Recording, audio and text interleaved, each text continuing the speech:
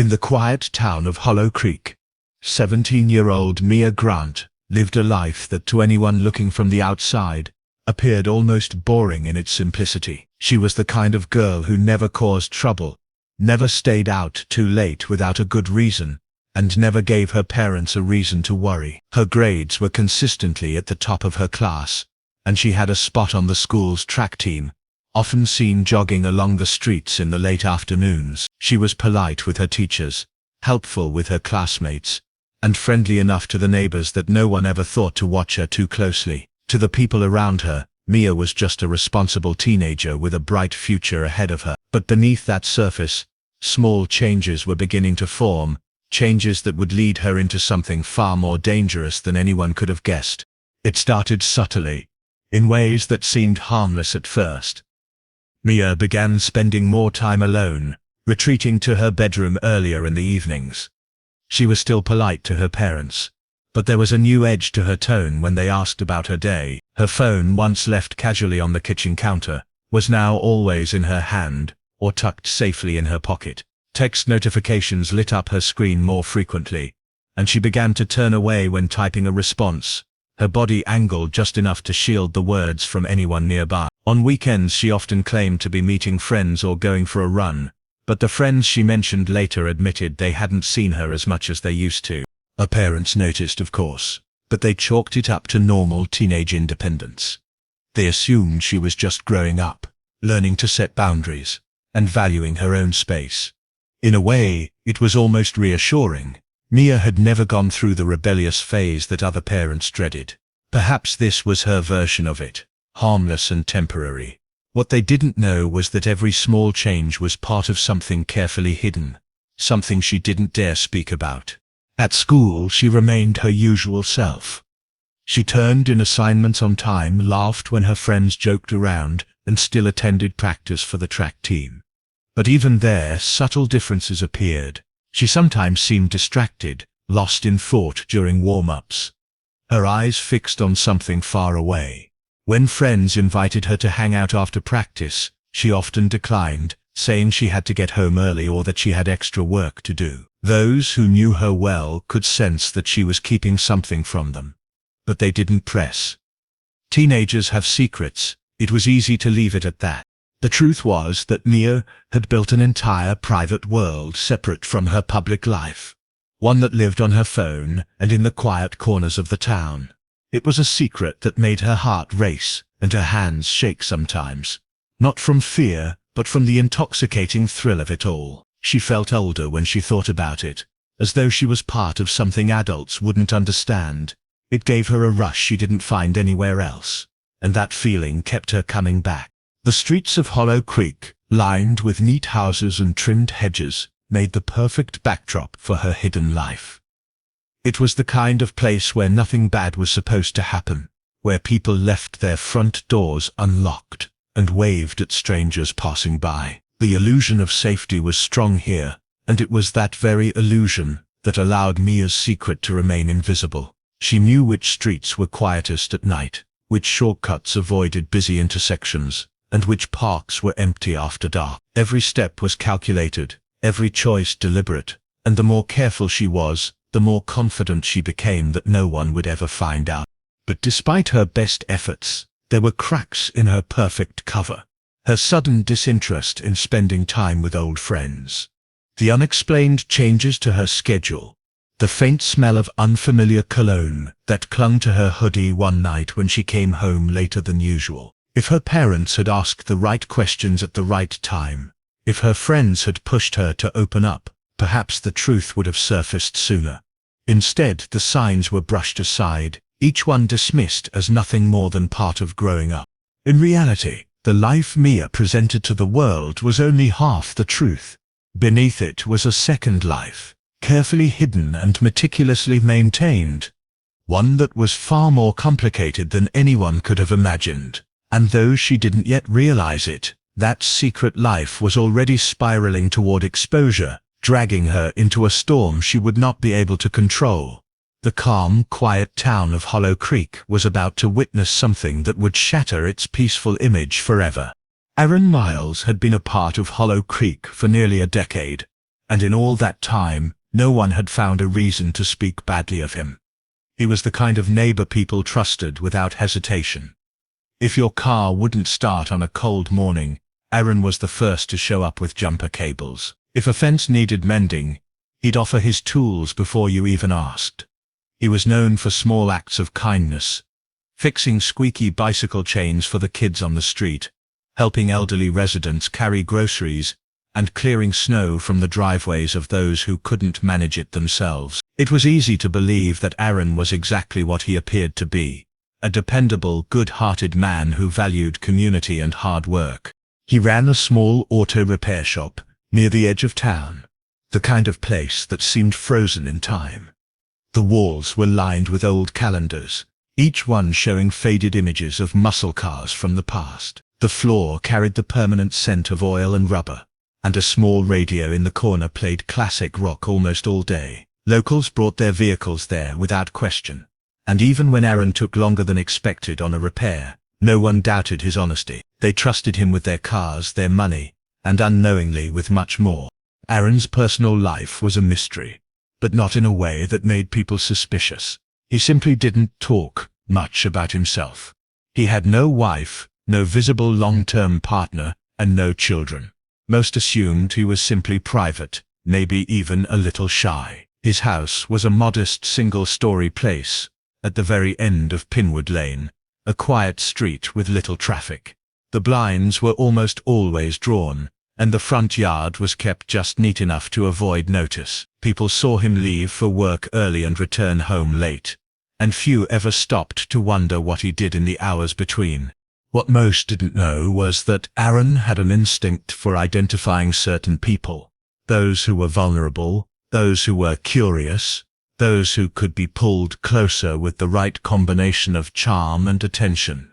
He never acted impulsively. Every connection he formed was deliberate, and every step he took towards someone was measured. Over time, he had learned how to hide his intentions beneath the surface of normal interactions. In casual conversations, he could make someone feel like they were the most important person in the world. It was a skill he used sparingly, choosing his moments carefully so nothing appeared out of place.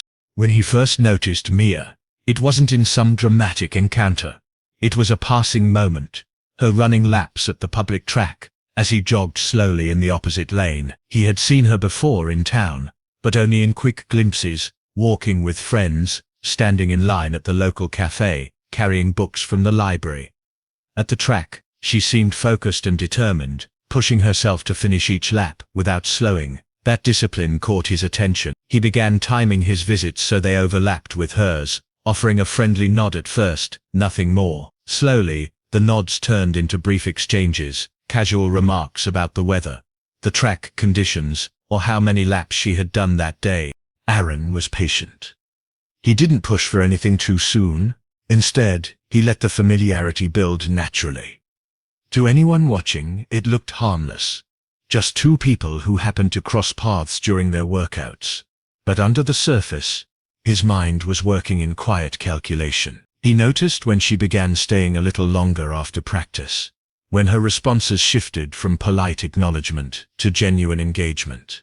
He recognized the small signs that she was comfortable enough to trust him, and he knew exactly how to keep that trust growing. No one in Hollow Creek thought twice about seeing them in the same place. Aaron had a way of blending his actions into the background of everyday life. He was careful never to stand too close, never to linger too long in public spaces. In private, however, his approach was different, more direct, more intentional. And Mia, unaware of how carefully each step was being planned, began to think of him, not just as a casual acquaintance, but as someone who understood her in a way others didn't. The town's collective image of Aaron as a kind, reliable man made it impossible for most people to imagine that he could be capable of anything questionable. His reputation acted as a shield, one he had built over years of calculated effort. That shield kept suspicion at bay, even as the boundaries between him and Mia slowly dissolved. And while no one was yet aware of it, that invisible line between trust and danger had already been crossed. The story of Hollow Creek's most respected mechanic was not what it seemed. and the quiet pattern of his life was about to collide with the secret Mia was trying so hard to protect.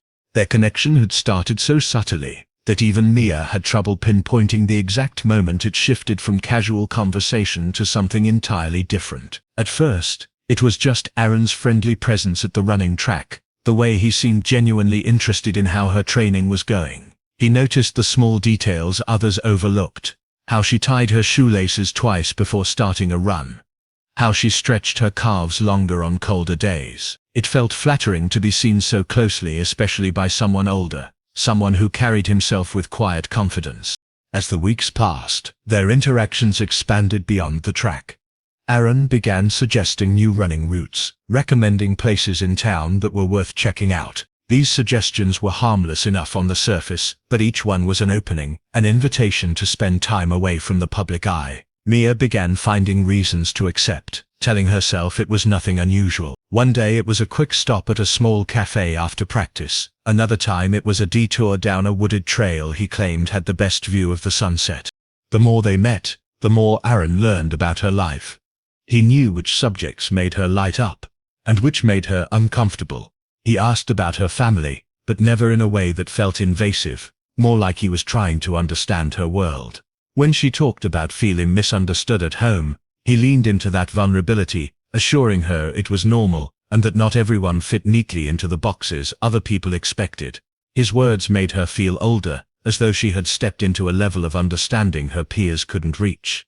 Mia began to guard their interactions with care.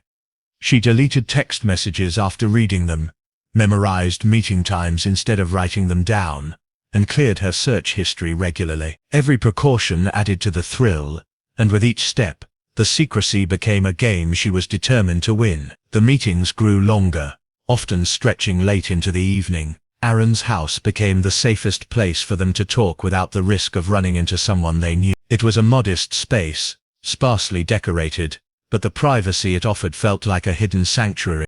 Aaron was deliberate in how he framed their relationship. He told her that what they had was rare, something special that most people wouldn't understand. He spoke about how people liked to judge what they didn't know, about how the world was too quick to label things without seeing the truth behind them. His reassurance was persuasive. Mia began to believe that keeping it secret wasn't just necessary, it was a way of protecting something valuable from the narrow-minded views of others. Over time, the boundary between them shifted in ways that were easy to overlook in the moment. A hand on her shoulder lingered a little longer, a compliment dipped into more personal territory. He began sending her messages late at night, messages that carried a tone different from their daytime exchanges. He framed it as being open and honest with each other, but there was an unmistakable undercurrent to his words. Mia, flattered and curious, responded in kind, never realizing how carefully Aaron was guiding the pace. In public, they maintained the same harmless dynamic. A nod at the track, a brief wave if they happened to pass each other in town. It was invisible to anyone watching, and that invisibility was part of the appeal. Mia felt as though she belonged to a world that existed only for the two of them. A world that didn't have to answer to anyone else. But this private world was also a cage, one she didn't yet see forming around her.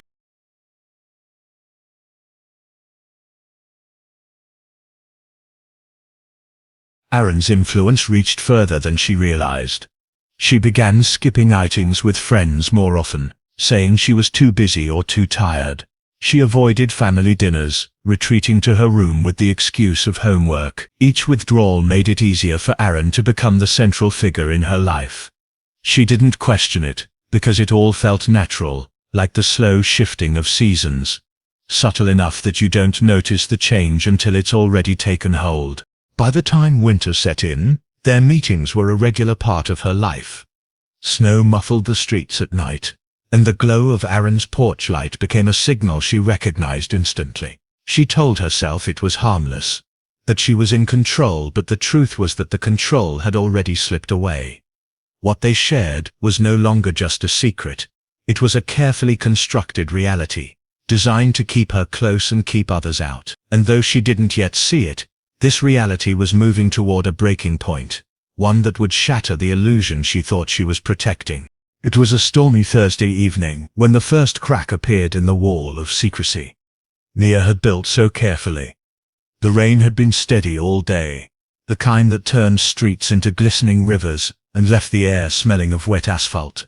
Mia came home later than usual, her hair damp and her jacket dripping, moving quickly to her room, without stopping in the kitchen, as she normally did. She tossed her bag onto the floor, plugged her phone into the charger, and left it on her desk before heading to the bathroom. It was a small, thoughtless mistake, one she had never made before. Her younger brother, curious by nature, wandered into her room, looking for a spare charger.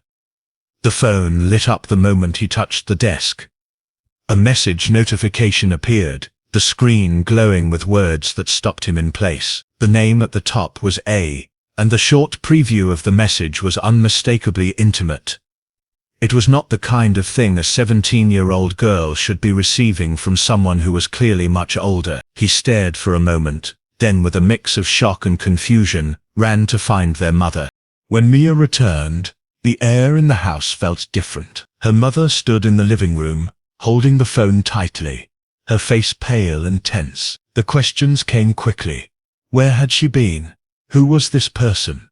Why was he sending these messages? Mia's instinct was to deny everything, but the evidence glowed back at her from the small screen. Her parents didn't shout, their voices were low and controlled, but the weight behind them was heavier than any raised tone. They demanded the truth, and though she gave as little as possible, the damage was done. Her parents kept the phone and immediately began going through the message history. What they found was worse than they expected. Weeks of late-night exchanges, some harmless at first glance, but others that crossed every imaginable boundary. There were references to meetings in secluded places, carefully chosen words that carried a clear implication. Screenshots were taken, messages backed up, and the phone was handed over to the local police within hours. Word traveled quickly, though not yet to the public. Officers arrived at Aaron's small house the next morning, their presence breaking the stillness of Pinwood Lane. Neighbors peered from behind curtains as he was led outside, hands cuffed in front of him, his expression a mix of resignation and irritation. He didn't fight, didn't raise his voice. He simply walked to the patrol car, as if he had known this moment was coming. The sight left the street buzzing with whispered speculation. At the station, the evidence was reviewed in detail. The messages painted a clear picture. An older man grooming a teenage girl, carefully building trust, before crossing into dangerous territory. Investigators pieced together a timeline of their interactions, tracing it back to the running track, and moving forward through months of escalating communication. Aaron's phone and computer were seized, revealing even more messages, some deleted but recovered, each one adding weight to the case. For Mia, the days that followed were a blur. She was questioned by police, her answers recorded carefully. She tried to explain that she thought she had been in control, that it had felt different from how it was being described. But hearing the officers refer to her as the victim shifted something in her mind. The language they used made her realize how little control she had truly possessed. The town reacted with disbelief when the news became public. Aaron Miles, the trusted mechanic, the man who fixed cars for free when people were in need, was now accused of a crime that felt unimaginable. Parents warned their children to stay away from certain places. Whispers filled grocery store aisles, and every neighbor who had once waved at him now avoided his empty shop. The small-town image of safety shattered overnight. Meanwhile, Mia withdrew further into herself. The story was spreading, and though most people didn't know the full details, she could feel their eyes on her. Even those who meant well spoke with a careful pity that made her skin crawl. Every part of her life had been pulled into the open, dissected, and turned into something she could no longer control. What had once been a secret that made her feel special had now become a headline, a police report, and an ongoing investigation. And as the case moved toward trial, the world she had built with Aaron disintegrated completely, replaced by a reality that felt colder, sharper, and far more dangerous than she had ever imagined. The courtroom was smaller than Mia had expected, its walls plain and its air heavy with the quiet tension of people trying not to speak too loudly. The trial drew in more attention than anyone in Hollow Creek had seen in years. Reporters from nearby towns crowded into the wooden benches, their notepads ready, their eyes fixed on the man at the defense table. Aaron sat there in a plain shirt, his hair neatly combed, his posture straight. To someone who didn't know, he might have looked like an innocent man fighting an unfair accusation, but the evidence waiting to be presented told a very different story. Prosecutors wasted no time laying out the details. They described how Aaron had positioned himself as a trusted figure in the community, how he had sought out Mia with calculated patience, and how their communication had evolved into something that crossed every legal and moral boundary. Screenshots of their messages were displayed for the jury, each one stripped of any private meaning Mia had once assigned to them, and shown instead as the deliberate steps of manipulation they truly were. Dates and times formed a map of their relationship, where it began, how it deepened, and when it became criminal. Witnesses were called to speak. Friends from the running track recalled seeing Aaron and Mia talking more often, sometimes away from others. A cafe employee remembered them coming in together late in the evening, sitting at a corner table that was half hidden from the rest of the room. A neighbor from Pinwood Lane described seeing Mia's figure slip into Aaron's driveway more than once after dark. These accounts painted a pattern that was impossible to ignore. Mia was called to testify midway through the trial. Walking to the stand, she felt the eyes of every person in the room on her. The air felt thick, and the sound of her own heartbeat seemed louder than the murmur of voices. She told the court what had happened from her perspective, speaking about the early days at the track, the way Aaron had made her feel understood, and how she had believed their relationship was something rare and valuable. Her voice trembled at moments, but she kept going, determined to finish. Hearing her own words aloud made her realize just how carefully Aaron had shaped each step, guiding her toward decisions that had never really been her own. The defense tried to cast doubt, suggesting she had been the one to pursue him, that she was mature enough to make her own choices. But each time, the prosecution returned to the same point. She had been 17, and Aaron had been 30. The law was clear, and the evidence was undeniable. When the verdict finally came, the courtroom was silent, except for the voice of the foreperson.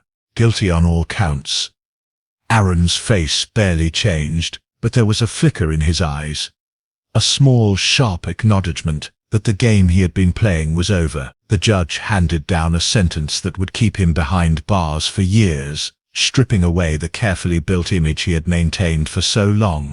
For Mia, the weeks after the trial were a strange mix of relief and unease. The threat was gone, yet the shadow it had cast over her life lingered.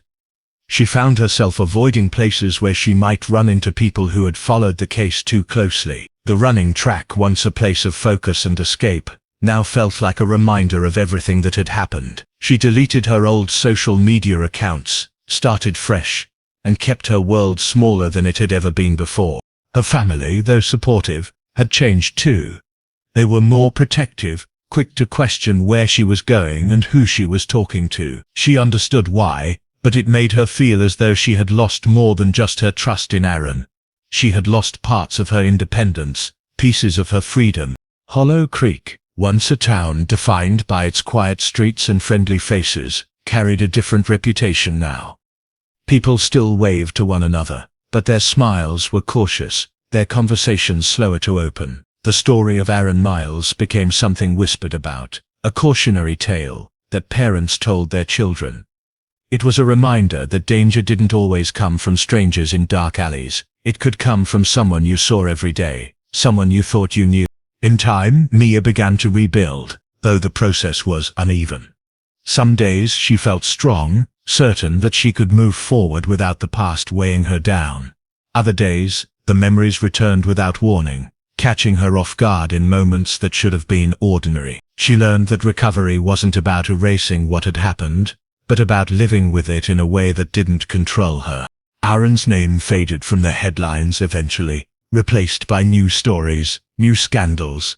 But for Mia, his presence lingered in the quiet moments, a ghost of a past she had never expected to live through.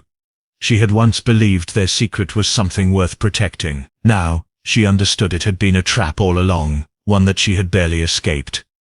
And though the years would continue to pass, the lessons of that time about trust, about control, about the faces danger could wear would stay with her forever.